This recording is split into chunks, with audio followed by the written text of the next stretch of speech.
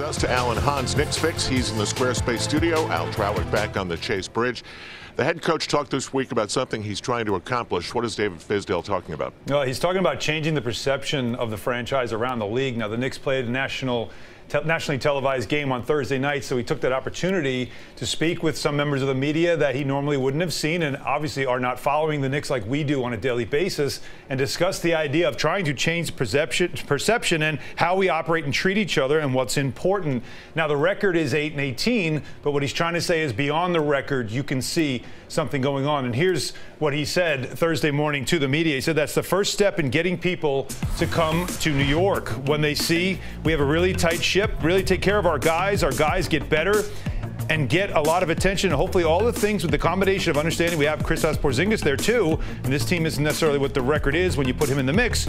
We have something free agents will like. So while the team certainly is focused on player development, there is also an effort being made to develop the reputation of the free agency, of the franchise, as the Knicks head into free agency this coming summer. You've had a few days now to figure out what's going on between Kevin Durant and LeBron James. What do you come up with? Well, I come up with that he might not be going to the Lakers as a free agent, but it really has been a topic around the NBA now for a couple of days after this Bleacher Report story that came out that had nothing to do with Kevin Durant. It was about why star players may not want to play with LeBron James anymore. And Durant, being a star, was actually very candid in some of the things he had said about LeBron that I thought was honest, but of course created some controversy because of that honesty. He talked about how star players might not thrive playing with him anymore because he dominates the ball, talking about Kawhi Leonard and saying it doesn't make sense to pair Kawhi with him.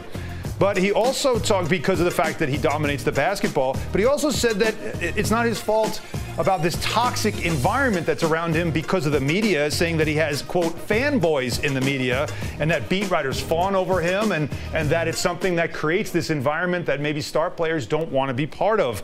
Now, LeBron brushed off these comments. He said, I need to see the context of the questions and the entire answer he was given before I react, but it does suggest that if Kevin Durant is interested in going elsewhere, leaving Golden State, that playing with LeBron is not something he sees to be a good idea.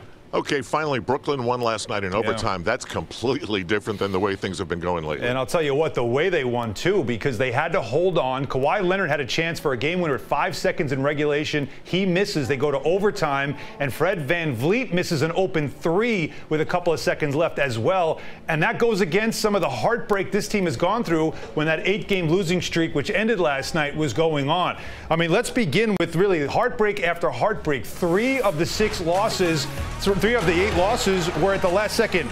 Here we go, November 25th against Philadelphia. Jimmy Butler drills that with 2 seconds to go, 127-125. The Nets were up by 20 in that game. Then we go to Memphis on November 30th. Jaren Jackson, a 3, 15 seconds left. It forces overtime. The Nets were up by 7 with 51 seconds to go. They lose in overtime. December 3rd, Cleveland, Alec Burks dunks, 3 seconds left. That's a game winner, 99-97. And then December 5th, Paul George, the dagger, 3 seconds to go, 114-112. They lose. That made it 8 straight losses until Kawhi had a chance to make it 9. But for once, the Nets did not suffer heartbreak. He misses, and that streak is finally over. No sympathy in this building, though. Stat of the night.